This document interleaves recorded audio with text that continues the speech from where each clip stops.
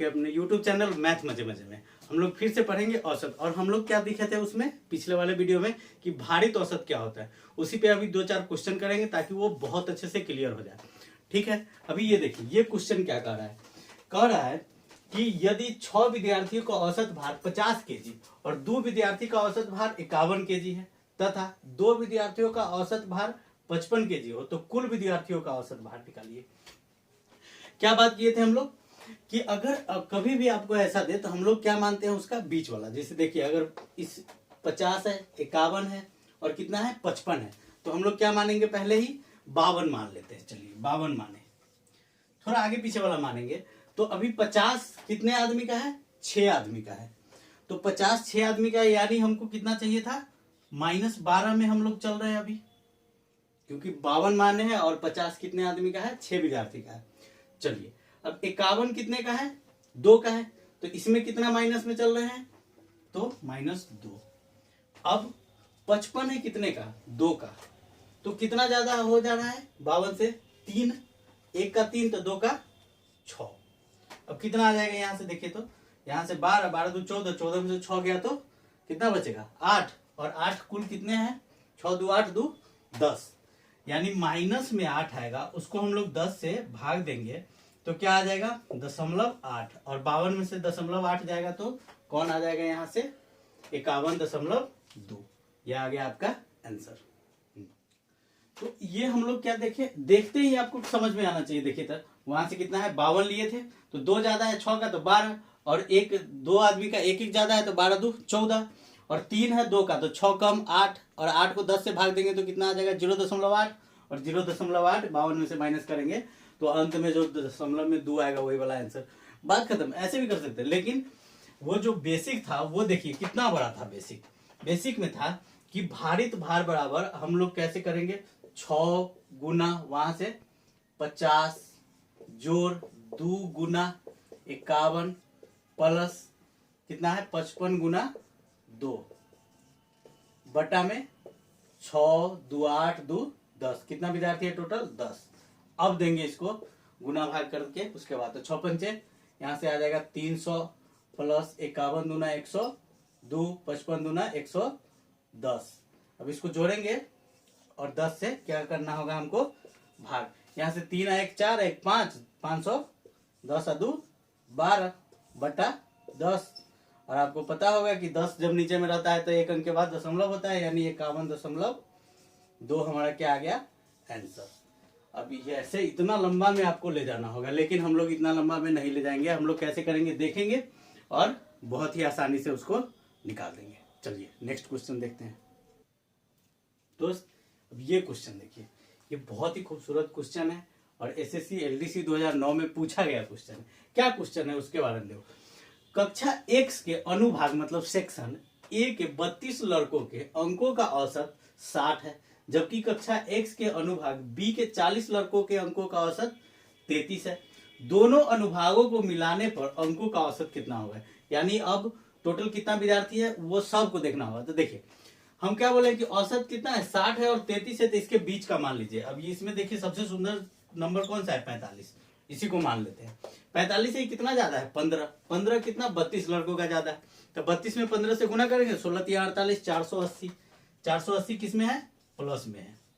अब देखिए माइनस में कितना कम है 12, 12 कितना बच्चों का है, एक बच्चों का 12 तो 40 बच्चों का 12 चौका 48, ये माइनस में कट के आ गया 0, तो 0 इसमें जोड़ घटाव करेंगे इसलिए आंसर क्या आ जाएगा 45। बात खत्म। तो 0 से कुछ फायदा है और फर्क पड़ने वाला है नहीं। क्या बात की है कि अगर आपको कैलकुलेशन आता है और हम आपको सिखा देंगे। देखिए हम क्या किए थे, हम यहाँ पे 15 को 32 में गुना किए हैं।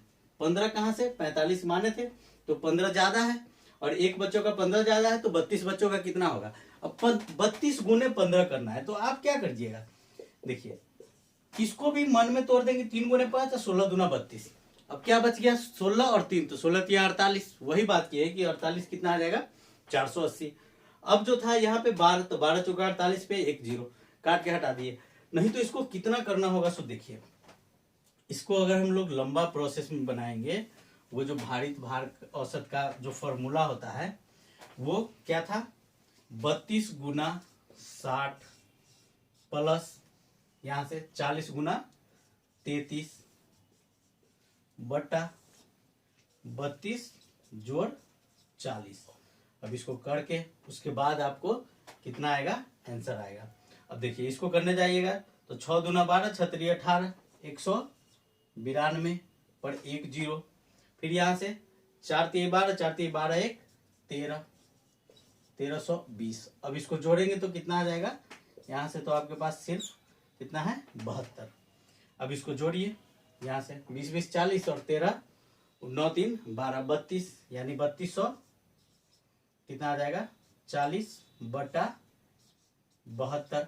अब इसको काटने जाइए तो यहाँ से कितना बार में कटेगा, 7 चौका 28, तो 28 बार में काट के यहाँ से पूरा पूरा कितना बार में कटेगा, 45 बार में। ठीक है, वो आप काटिएगा, हम ऐसे ही कर दिए हैं। तो डिवाइड भी आपको करना होगा और साथ में मल्टीप्लाई भी, लेकिन ऐसे में आप बहुत सिंपल से कर सकते थे, बस देखते ही। ठीक है, चलिए नेक्स्ट क्वेश्चन पे।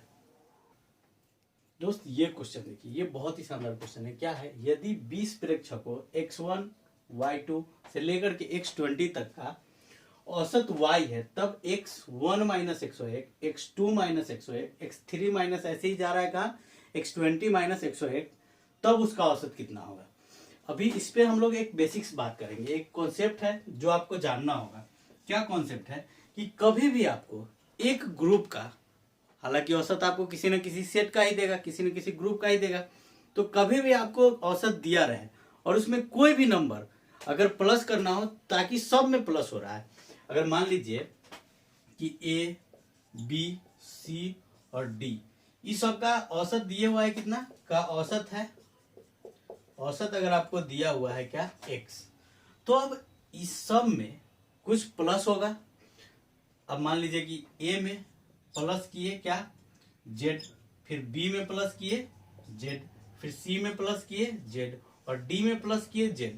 तो अगर सब में सेम नंबर प्लस होगा तो इसका मतलब है कि जो हमारा औसत होगा उसमें भी z हो जाएगा क्या प्लस।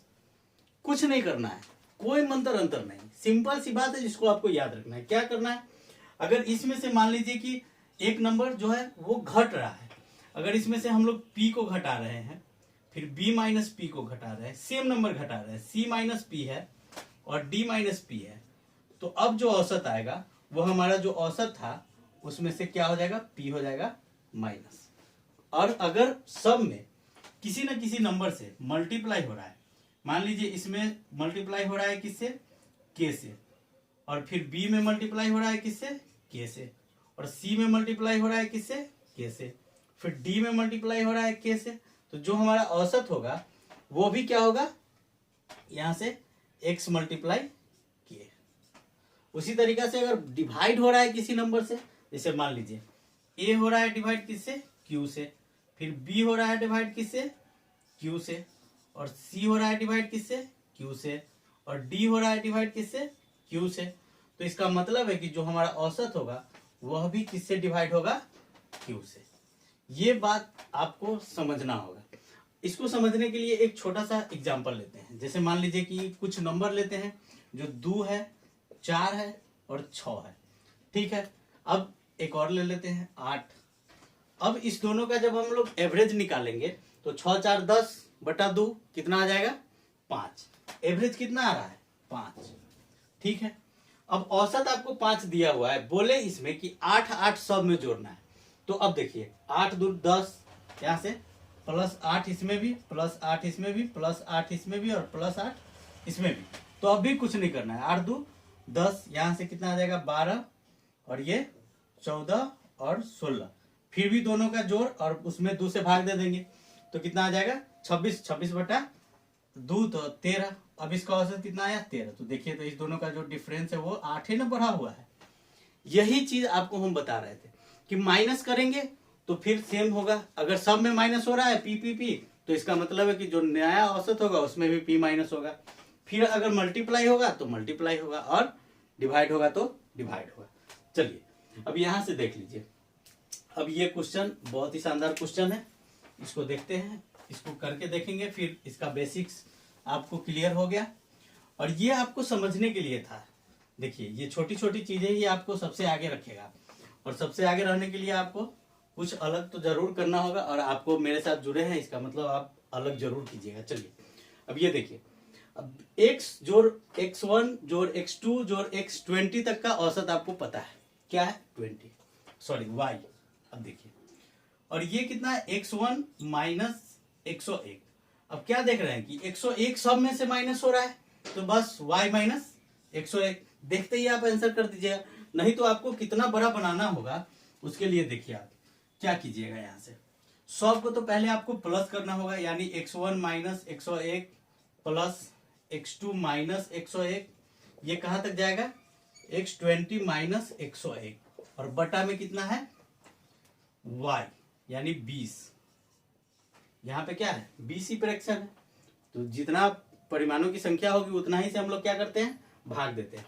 अब देखिए ये x1 x2 x3 ये कितना है, ये सब अगर हम लोग अलग कर दे ऐसे, कहां तक, x20 तक, और उसका डिवाइड बाई 20, और फिर माइनस 101 भी कितना बार है, 20 बार है, तो हम लोग डायरेक्ट ऐसे लिख सकते हैं, और ये भी 20 से क्या हो जाएगा भाग, क्योंकि अलग अलग कर दिए हैं। अब पहले ही हम लोग पढ़ चुके हैं, जानते हैं कि 5/7 और जोड़ 9/7 लिखा हुआ है, तो हम लोग क्या लिखते हैं, 5 + 9 लिखते हैं ना, वही हम 5 + 9 था तो उसको अलग अलग कर दिए हैं, कंफ्यूज नहीं करना है।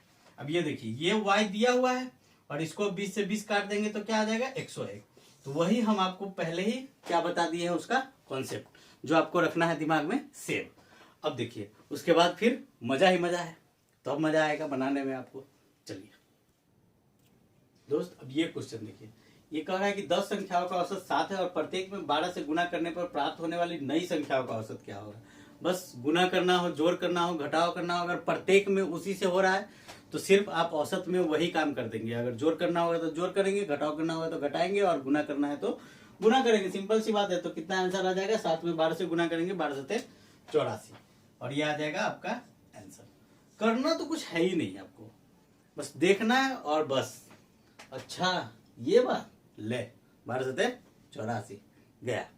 कितना सेकंड का बात है, और ये एलडीसी में पूछा गया सवाल है 2009 में।